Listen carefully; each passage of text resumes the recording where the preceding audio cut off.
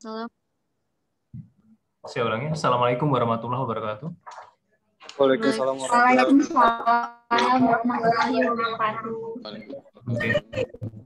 Selamat sore, salam sejahtera buat kalian semua. Puji syukur kami panjatkan kepada Tuhan Yang Maha Esa, berkat rahmat, taufik, dan hidayahnya kita diberikan kesempatan dan kesehatan pada hari ini untuk dapat pertemuan dalam mata kuliah manajemen strategi. Nah, hari ini merupakan pertemuan yang ke-9 setelah dari pertemuan kita dari yang pertama.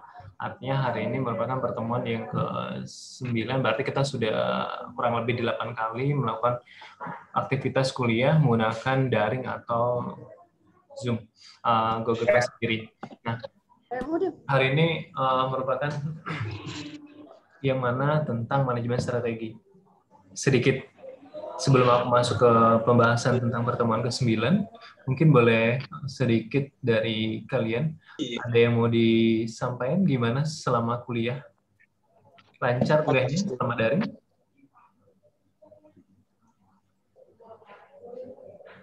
Lancar, Pak. Oke, boleh. Berarti lancar. Nggak ada kendala yang lain ya? Yang lain ada kendala selama kuliah daring?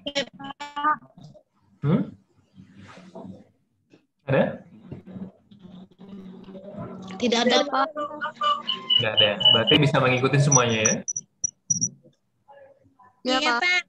Oke. Iya, Pak. Oke, berarti terima kasih kalau sudah bisa mengikuti semuanya, tanpa terkecuali siapapun, karena dari sini dari total mahasiswa di semester 4 itu hampir 100-an lebih. Berarti untuk itu. Oh ya, untuk absensi boleh dimasukkan ke dalam kolom chatnya. Untuk yang belum itu mungkin bisa masuk chatnya sama namanya dimasukkan daftar hadir.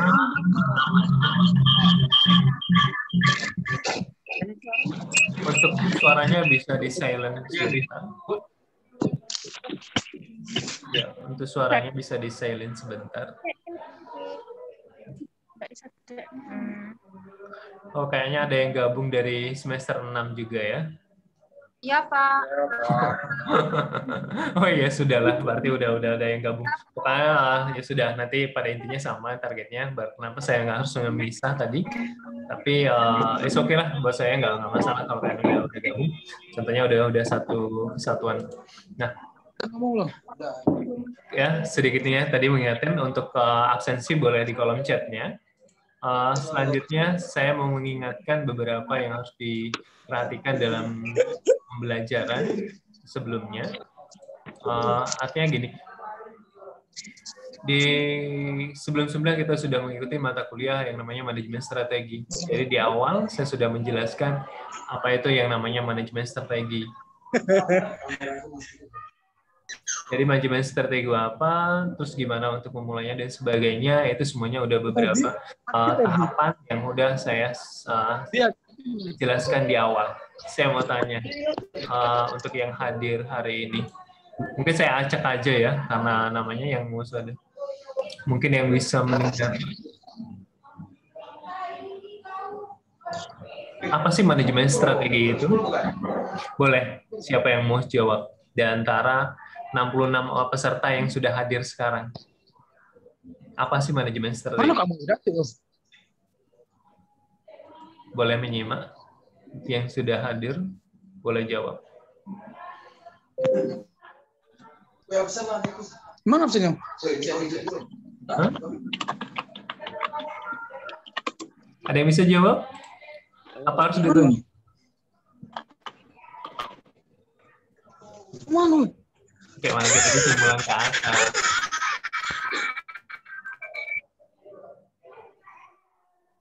Ada?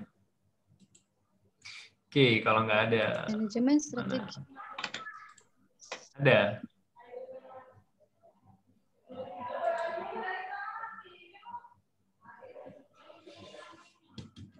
Benny menyimak nggak ada? Benny, Marcelo. Apa Ben? Apa Ben? Manajemen strategi? Apa Pak mau manajemen strategi Pak? Huh? manajemen strategi adalah seni dan ilmu penyusunan penerapan dan pengevaluasian keputusan manajemen strategi berfokus pada proses penetapan tujuan, pengembangan dan kebijakan. Itu, Pak. Oke, Benny.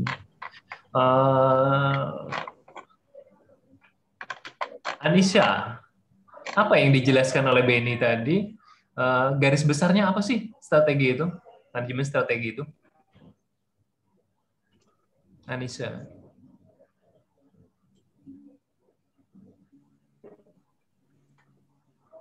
Bisa dengar suara saya, Anisha? Iya, Pak. Apa sih garis besarnya? Manajemen strategi adalah ilmu tentang perumusan, pelaksanaan, dan evaluasi keputusan-keputusan absen ya? yang memungkinkan bisa mencapai tujuannya. Tujuannya, oke. Saya pengen apa sih untuk mencapai tujuannya? Oke, boleh. Jadi antara si Anissa maupun Benny tadi pada intinya manajemen strategi itu untuk mencapai tujuan. Tapi tujuan yang bagaimana pasti harus ada di balik. Keraduannya Apa? Pengambilan apa? Pengambilan keputusan. Nah, artinya apa? Setiap strategi yang diterapkan, maka itu ada suatu tindakan keputusan yang harus diambil oleh individu atau general manager sendiri untuk mengambil suatu keputusan yang akan dilakukan untuk dalam jangka pendek maupun dalam jangka panjang. Nah, itu sedikit banyak tentang strategi. Nah, hari ini saya akan memasukkan beberapa tentang manajemen strategi. Mungkin yang di layar bisa melihat tentang untuk pertemuan ke ini saya akan memberikan kompetensi inti. Nah, kompetensi inti ini beberapa tidak akan saya karena beberapa aja nanti akan saya jelaskan secara keseluruhan atau meningkatkan terbatasnya waktu juga sehingga nanti bisa dijelaskan secara lanjut.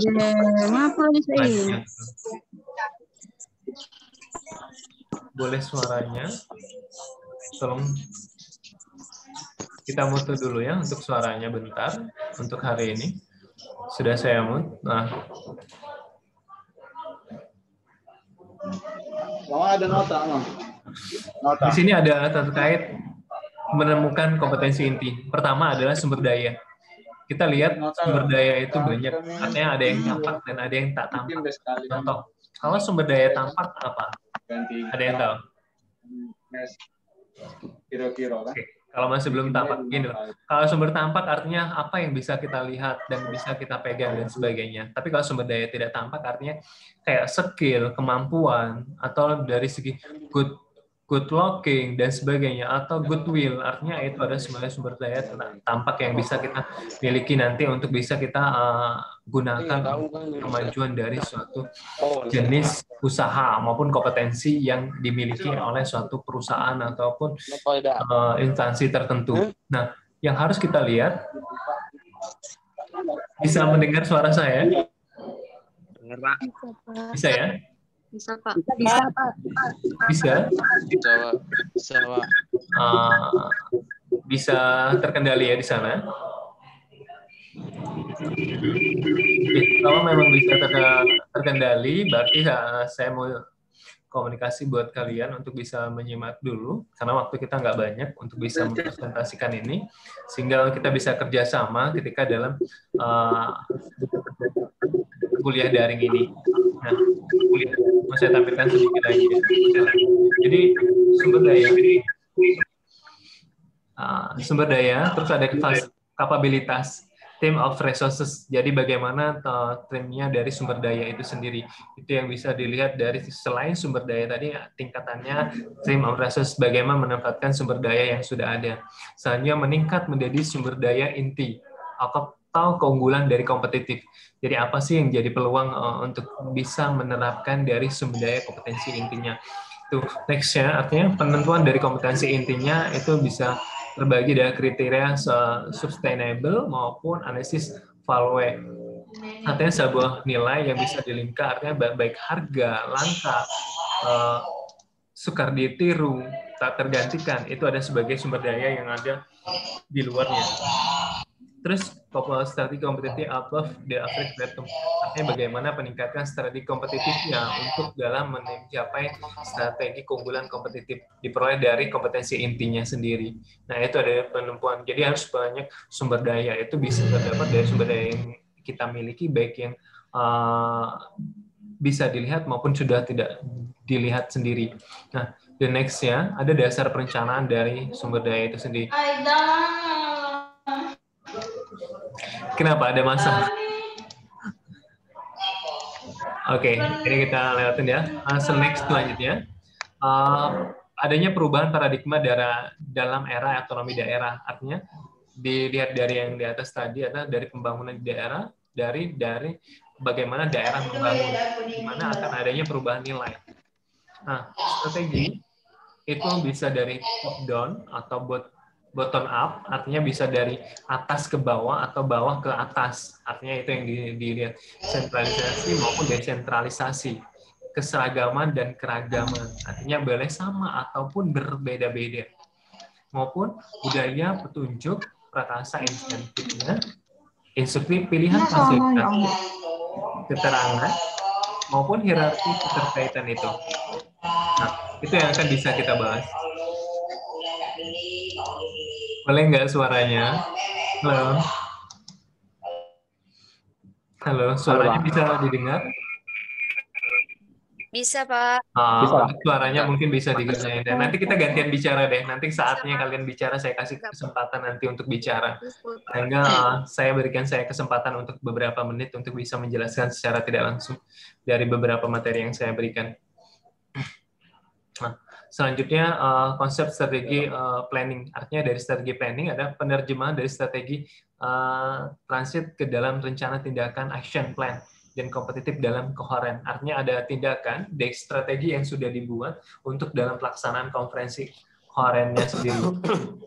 Nah, di mana kita bisa menentukan visi dan tujuan ke dalam sasaran strategiknya.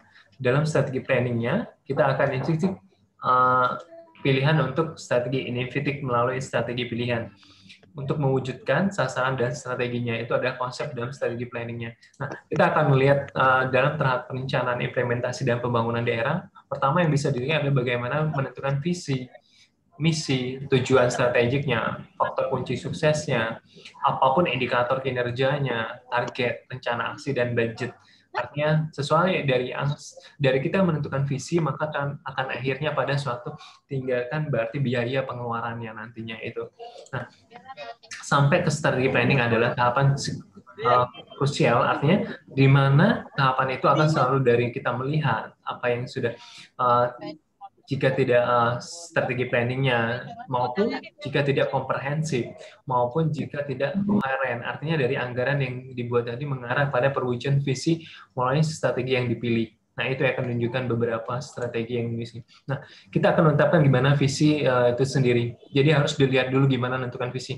Artinya ada inti dari nilai inti atau tujuan intinya. Jadi bagaimana suatu perusahaan itu bisa menentukan inti dari suatu tindakannya sendiri. Karena dari visi kita bisa melihat mau apa yang akan dicapai nanti ke depannya.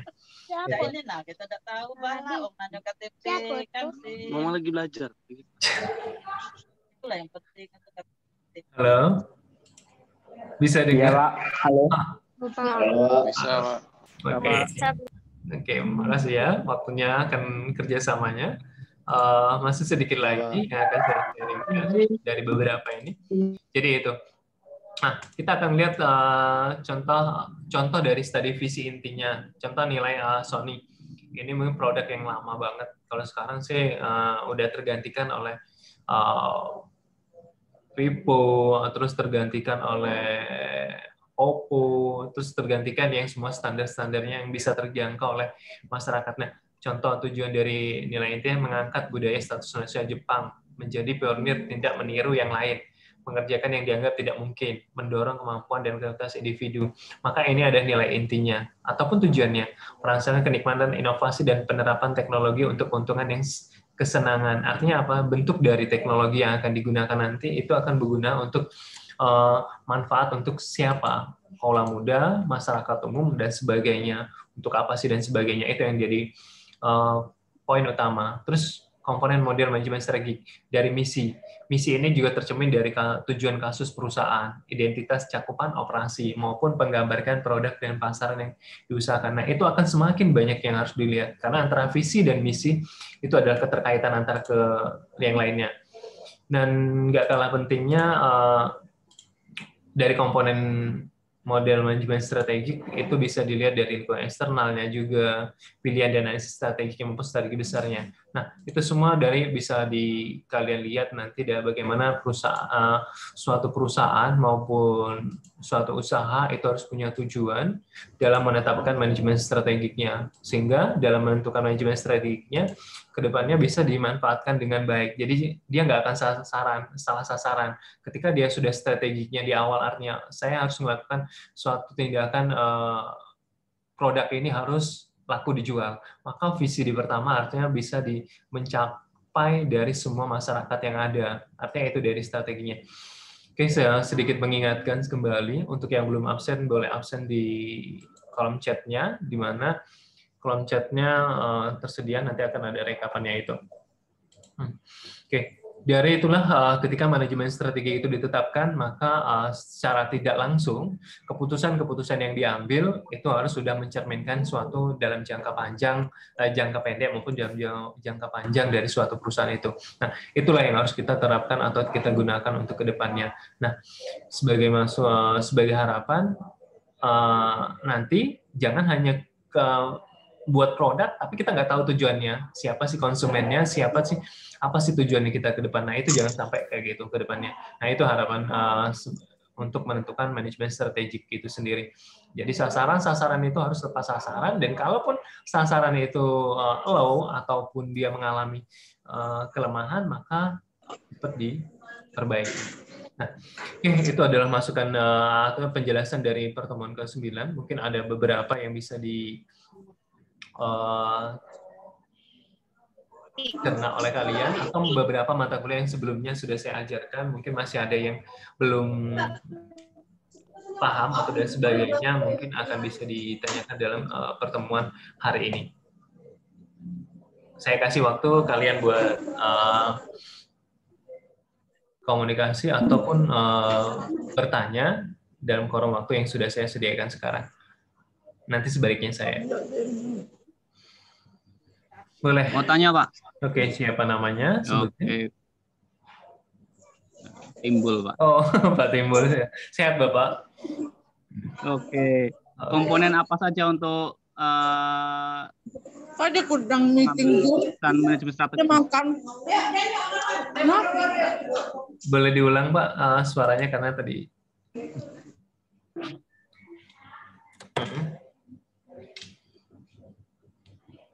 Boleh diulang, komponen apa tadi?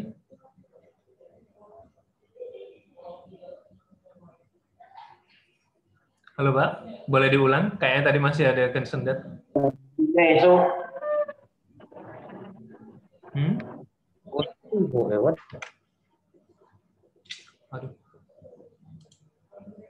Komponen apa, Pak? Boleh diulangi lagi pertanyaannya?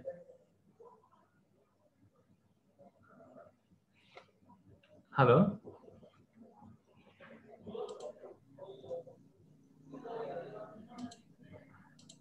Bisa dengar suara saya? Sinyal. Kenapa? Bisa, Pak. Sinyalnya udah. Pak Timbul, boleh diulang tadi pertanyaannya? Sinyal, Pak. Komponen apa saja untuk pengambilan keputusan dalam manajemen strategi? Komponen apa saja pengambilan keputusan dalam manajemen strategi? Oke. Terkait komponen apa saja Pak, dalam pengambilan keputusan dalam manajemen strategi? Oke. Ada lagi? Pertanyaannya, kita kampung aja. Satu lagi. Cewek sekarang, silakan. Saya Saya, Pak. Ya, silakan. Siapa namanya sebutin? Nama saya Regita Cahyani dari kelas 4A1 Akuntansi Pagi, Pak. Oke. Mau tanya, Pak, rivalitas antar pesaing industri yang sama itu apa ya, Pak? Rivalitas antar pesaing dalam industri yang sama itu seperti apa ya, Pak? Rivalitas dalam industri yang sama. Oke, siap. Oke, kita akan jawab dulu ya. Dari yang Pak Timbul tadi. Gimana sih komponen apa saja sih ketika dalam mengambil keputusan kita untuk menentukan keputusan yang baik dalam manajemen strategi? Otomatis kita harus bisa melihat basically ngelihat dulu apa yang harus kita putuskan tadi. Contoh, ini akan bisa kita lihat adalah ketika kita memutuskan untuk sebagai seorang general manager ataupun pemimpin, di mana kita membawahi suatu produk. Contohnya bisa membawahi produk apa yang sekarang yang bisa dianggap masih hangat atau dianggap. Contoh, sekarang lagi booming orang jualan ayam geprek, anggap aja ya. Orang lagi booming menjual ayam geprek. Nah, ketika orang menganggap adalah keputusan atau kita akan bisnis dengan ayam geprek dengan harga 10.000, nah kita harus melihat dulu deh dalam sebuah keputusan. Itu artinya apa? Kita harus lihat bagaimana kita konsumen kita. Siapa sih people atau masyarakat people-nya atau berapa jumlah dari komponen keputusan yang akan kita ambil. Contoh, kita memutuskan untuk bisnis ayam geprek. Otomatis kita harus melihat dulu komponen berapa banyak. Contoh mau jualan di dekat kampus, kayak gitu.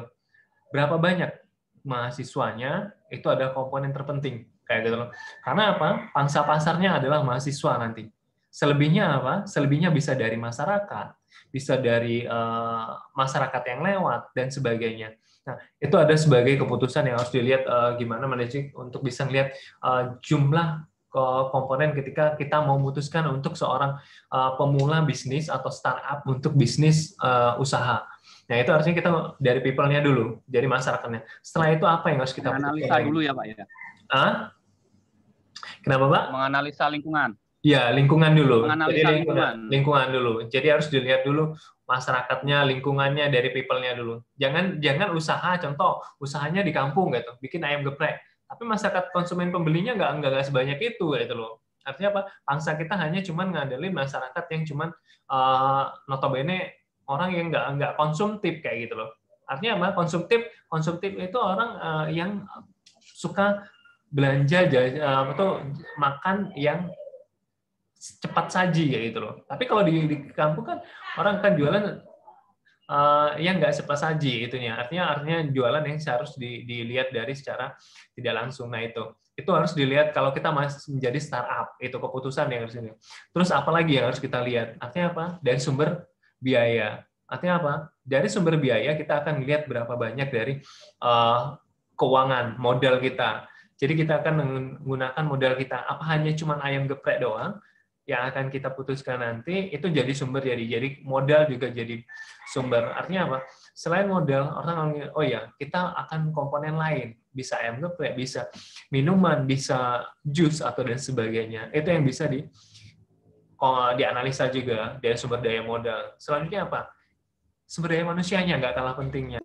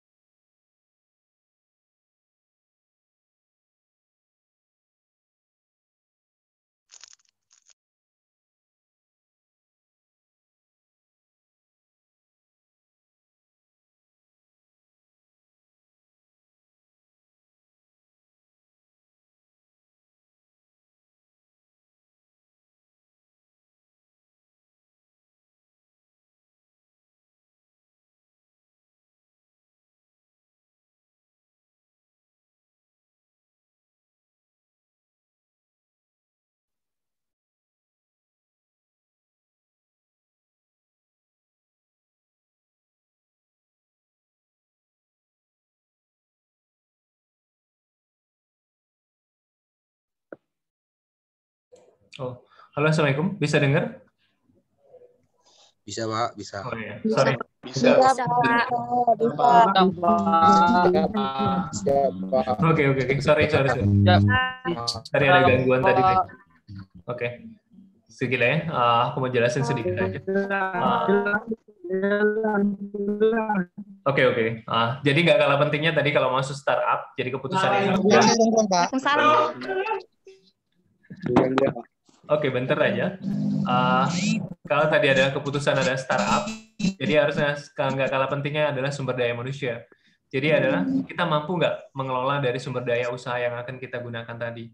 Tapi kalau kita mampu, ya kita sebagai pembisnis berarti kita harus tahu paling nggak tahu strategi dan sebagainya. Jadi pengelolaan dan sebagainya itu. Jadi kalau nggak, maka kita akan kewalahan karena bukan hanya pegawai yang akan kita gunakan, maka nanti adalah semua stakeholder yang akan mengerjakan itu adalah bagian komponen terpenting nanti yang akan digunakan dalam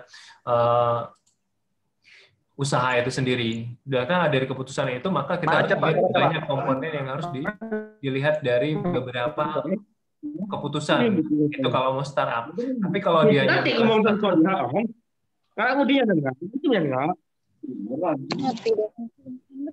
Oke, bentar ya. Selanjutnya itu ya Pak Timbul. Jadi beberapa tadi paling nggak bisa dilihat dari beberapa kalau dia startup. Tapi kalau nggak startup maka dilihat dari tingkat keputusan dari manajemen strategiknya.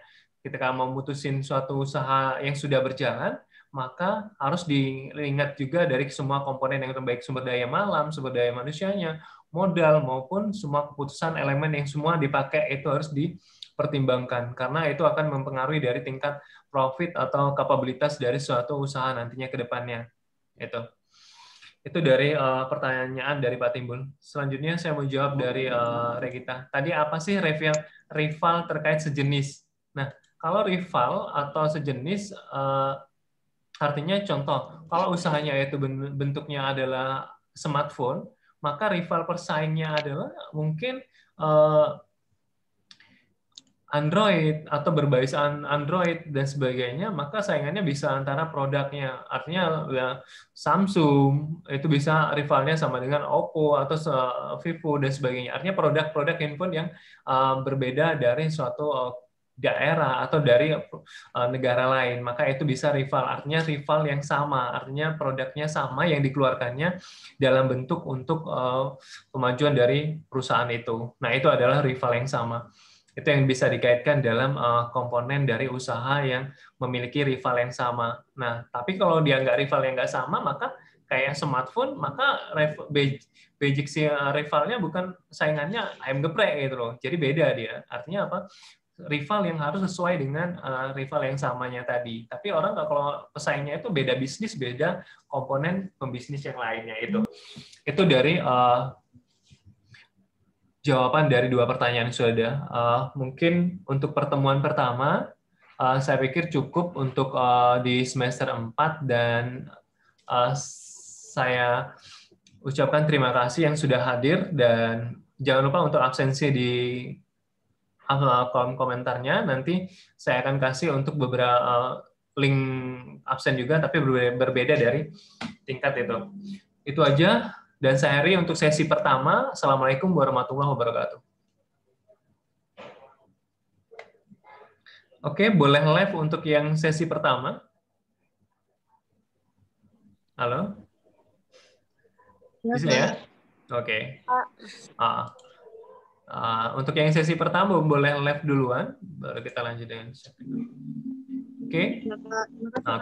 Terima kasih buat untuk partisipasinya hari ini. Selamat sore. Ya. Terima kasih.